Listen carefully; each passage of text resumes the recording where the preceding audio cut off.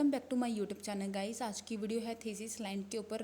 जैसे कि रजे template videos already बन चुकी हैं। Complete writing task 1 and task 2 की टेम्पलेट वीडियोस ऑलरेडी बनी हुई, स्पेशल प्लेलिस्ट बनी हुई है, जाकर चेक कर सकते हैं।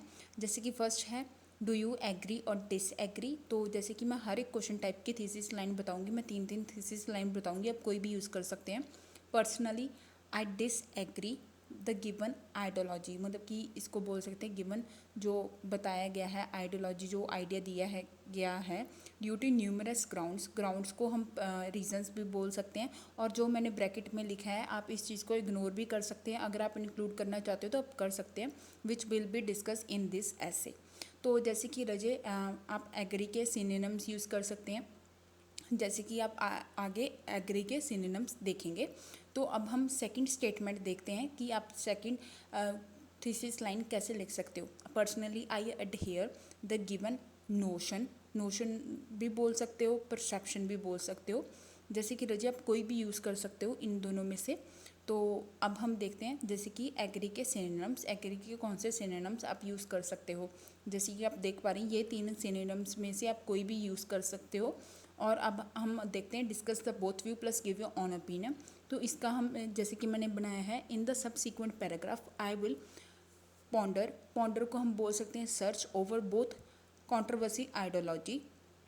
कंट्रोवर्सी आइडियोलॉजी को अब मैंने यहाँ बोथ व्यूज़ को लिखा है कि ये कंट्रोवर्सी वाली बात है। जैसे कि आप कन्फ्लिक्टिंग व्यूज़ भी बोल सकते हो, along with reaching at visionary perception.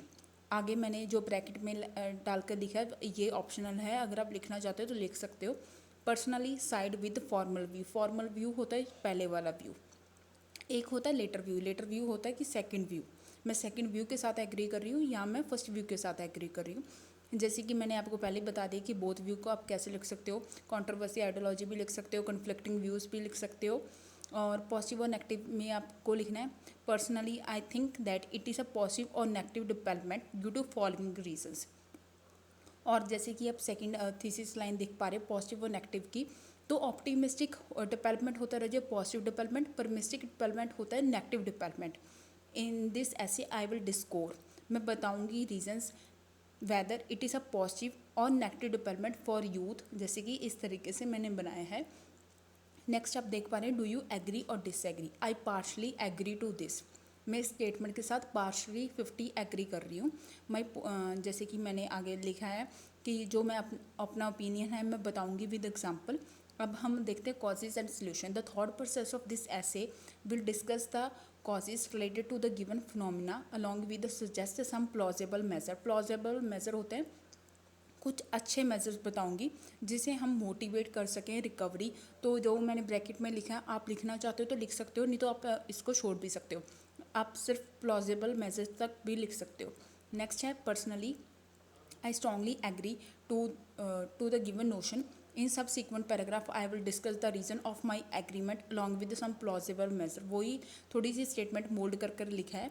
Last है कॉजेज एंड इफेक्ट। जैसे कि रजे यहाँ मैंने बताया कि जो थॉट प्रोसेस होगा इस ऐसे का वो बताएगा इसके पीछे जो ग्राउंड्स मतलब जो रीजंस एसोसिएटेड हैं और इसके जो बैड इम्पैक्ट है मतलब कि डेट्रीमेंटल इफेक्ट्स भी बताएगा। अब है merits and demerit. The thought process of this essay will discuss the merits and demerits of this ideology along with the opinion. जैसे कि रजिए ये तो स्टेटमेंट बहुत सिंपल है, बताने की ज़रूरत नहीं है। अगर आपको ये वाली वीडियो हेल्पफुल होगी तो चैनल को सब्सक्राइब करना ना भूलिएगा।